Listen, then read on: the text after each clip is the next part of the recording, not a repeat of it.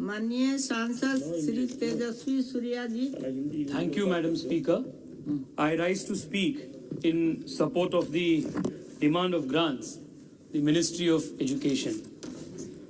Madam, this year has posed a very unique and an unprecedented challenge to the whole world because we had to face a once-in-a-century pandemic.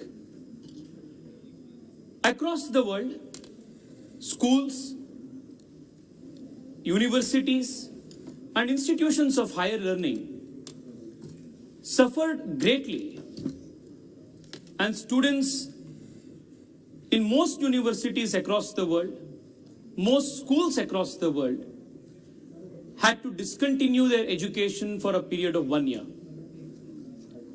In most advanced countries, children were not allowed to take examinations, and they were made to repeat the whole year because they couldn't face the examinations because of classes not taking place. The sole exception to this global reality was India, because under the leadership of Prime Minister Narendra Modi, as soon as the pandemic started in the country, digital education and giving education through every mode possible, whether it was through TV, whether it was through radio, whether it was through podcasts, or every such digital medium was utilized and ensured that those schools were stopped, learning did not stop in India. In that direction, I want to, at the very outset, congratulate our Prime Minister as well as the Minister for Education, Shri Ramesh Pokhriyal ji, for unprecedented leadership in this COVID period. I would just want to recollect some very important steps that were taken during this time, Madam.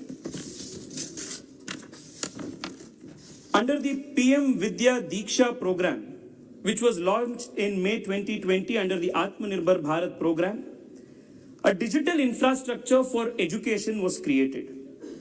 Many members were rightly raising questions on how many people, how many students has this reached out to? How many students in a country as diverse as ours could benefit out of this?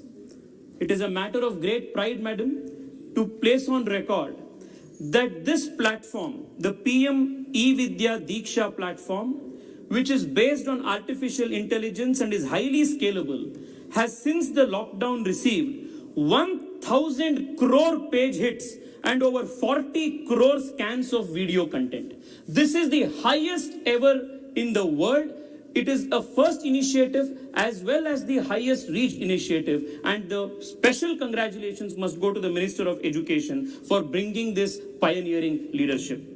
Madam, at the same time, textbooks in 31 Indian languages with QR code embedded literature and material was given to more than 45 crore elementary school children in the country.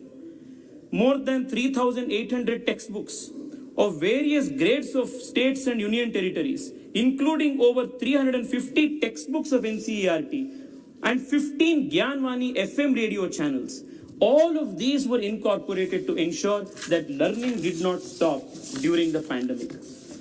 Madam, at the very same time, the government also ensured that examinations were also held on time. Perhaps India is one of the only countries in the world today which has held all examinations, including school examinations and the examinations to the highest learning institutions, universities, on time during the pandemic. And for that reason, again, the Prime Minister as well as this government deserve special recognition and special praise. Even during this COVID pandemic, this country formulated and adopted the National Education Policy 2020. Madam Speaker, the National Education Policy 2020 is going to be the most important, most comprehensive, as well as the most far-reaching reform ever made in history of India. It is directly going to affect the largest number of population, especially the population of young Indians across the country. This policy is reviewing India's education policy after 1986, after a long period of 36 years. I would just want to use this opportunity to place on record a few observations on the national education policy and how this is going to transform the future of this country. Madam Speaker, India had a very hoary tradition of educational institutions. Before the British came, we had excellent universities, the Nalanda, the Takshashila. All of these universities were centers of excellence for around the world. It was attracting students from different parts of the world. Unfortunately, from the time of the British, the Macaulayan education systematically destroyed the very spirit of indigenous education. After 1947, we had a golden opportunity to set this record straight and revisit the strength of the Indian education, traditional Indian education system. However, post 1947, the Jawaharlal Nehru and the Maulana Azad duo did not let the Macaulayan form of education in India stop. They did not reform this education, but only continued the folly British education system in letter and spirit. For the first time in India's independent history, in 2020, this government, under the leadership of our Prime Minister, has ushered in the national education policy, which is a root and branch transformation of the Indian education policy and puts a full stop to the Macaulayan draconian system of education. Let me just put on record 2 or 3 important facets of this education policy.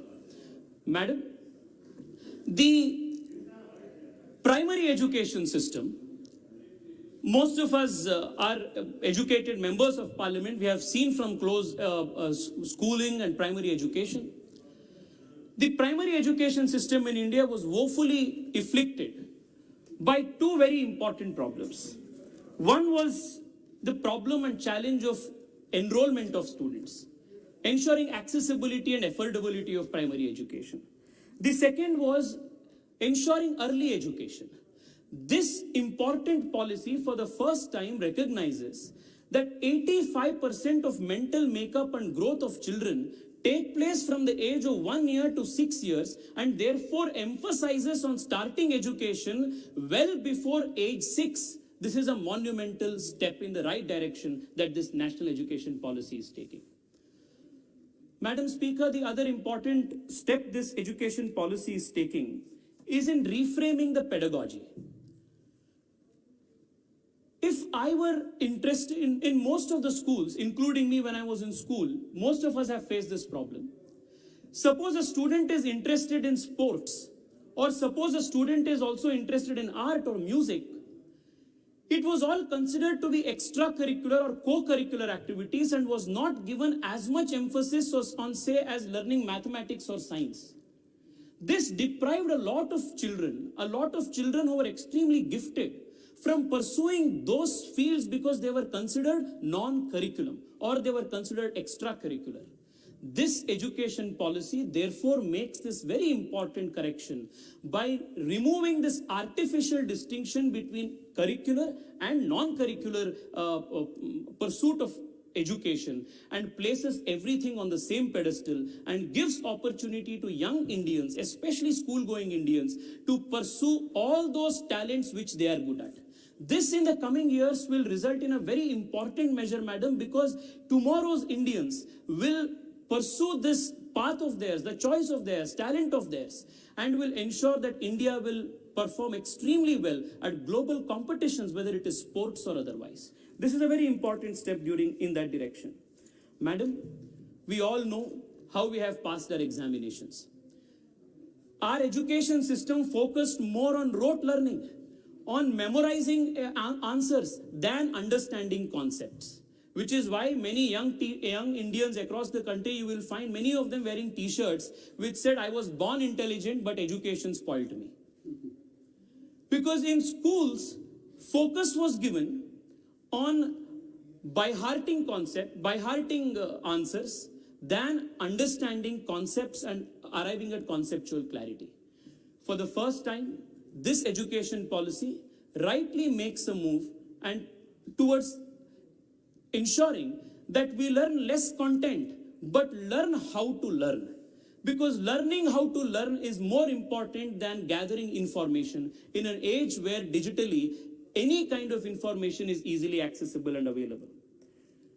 This is also going to change greatly the coaching culture in India. Every student in any educational institution will emphasize more on which guide to buy, which guidebook to learn, which coaching class to attend.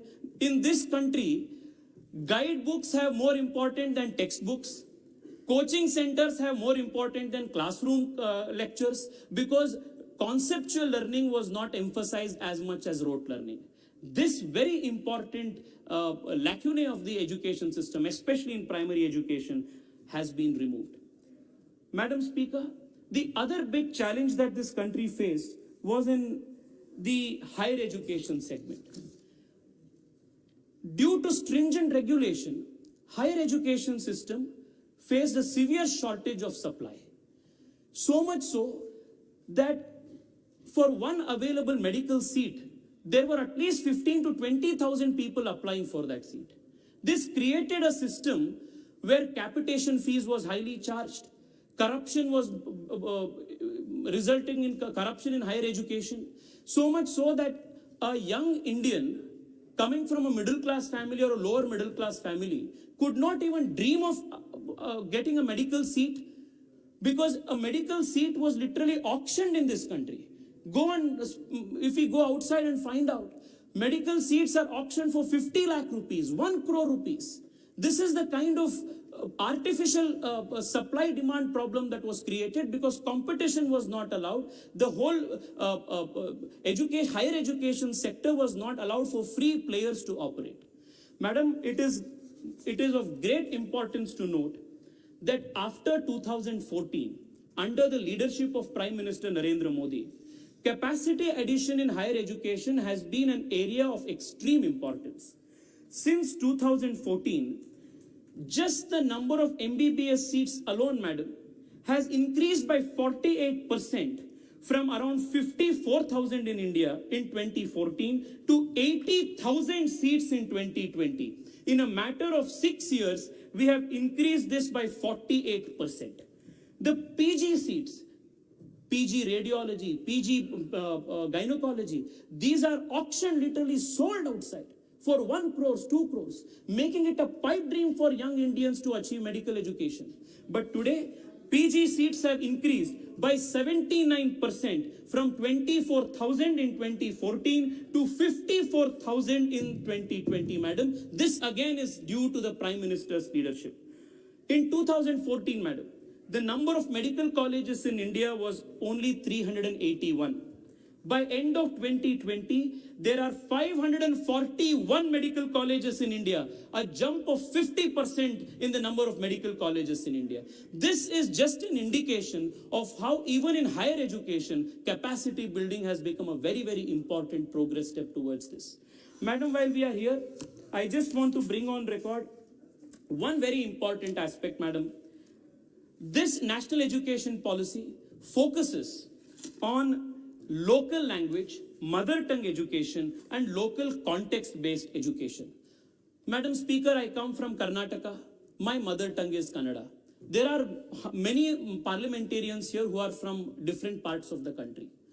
Unfortunately, during all our formative years in school, we learned more about Shakespeare than we learned about our own writers. We learned more about Scotland and the British history than we learned more about Tanjavur and the temples of the south. Madam, on this point alone, the great educationist Ananda Kumaraswamy, criticizing the problem of the English education in 1909, said this, and I will quote, "The most crushing indictment of the English education is that it destroys all capacity for the appreciation of Indian culture. Speak to the ordinary Indian graduate on the ideals of the Mahabharata. He will hasten to display his knowledge of Shakespeare. Talk to him of religious philosophy. You will find that he is an atheist of the crude type common in Europe a generation ago. Not only has he no religion, but he is as lacking in philosophy as the average Englishman. Talk to him of Indian art. It is news to him that such a thing exists. Ask him to translate a letter written in his own mother tongue. He does not know it. He is indeed a stranger in his own land. Of all Indian problems, the educational is the most difficult and most tragic. The quote ends here. Madam Speaker, this education policy has emphasized learning in mother tongue.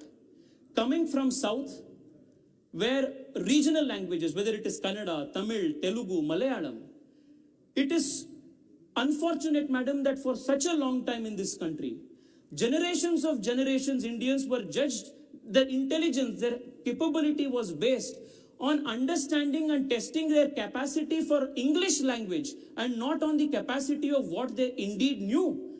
This was a tragedy of the Indian education system. This is being corrected for the first time. The second aspect, madam, is that encouragement of learning of different Indian languages is being done. I want to learn Punjabi. I want to learn Bengali. This was not allowed. For the first time in India's independent history, all across the country, under the 3-language policy, 2 Indian languages from whichever part of the state is being allowed to be learnt, madam. This is not only going to encourage regional languages, but is also going to give strength in the coming days to promoting, preserving and writing new literature, especially technical literature in our own mother tongue. I want to use this opportunity, Madam Speaker, to ask people from the DMK, to ask people from other political parties who say that the BJP is a party of the Hindi parties. Hindutva is not Hindi. Hindutva means respecting and promoting all regional languages, culture and everything. It is the first time in India's history that a government under the leadership of the Prime Minister Narendra Modi is encouraging and promoting all regional Indian languages, promoting regional languages, mother tongue education. No government in the history of independent India has done this before. This is a very important prospect. Madam, I want to conclude, madam, just with one. Madam Speaker, I will conclude in 1 minute, madam, in just 1 minute. Madam, this budget specifically speaks of the National Research Foundation. Madam, for any country to progress, especially a country with a young population, we need to focus on research and development.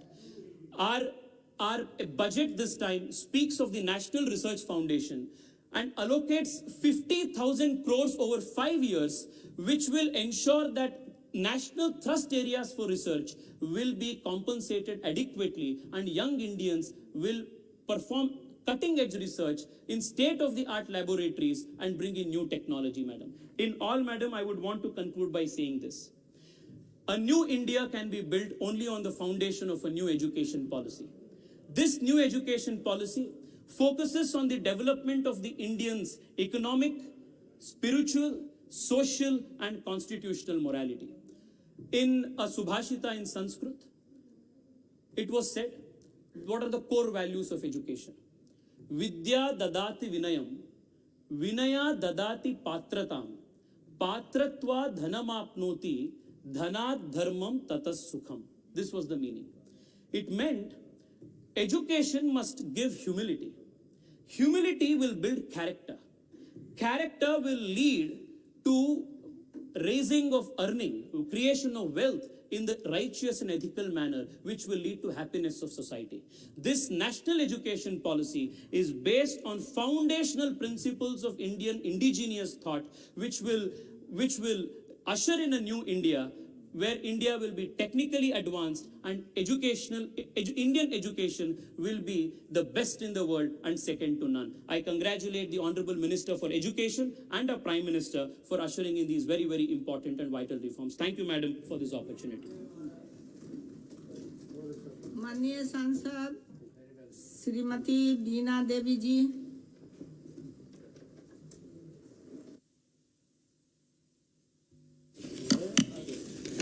माननीय सभापति महोदय।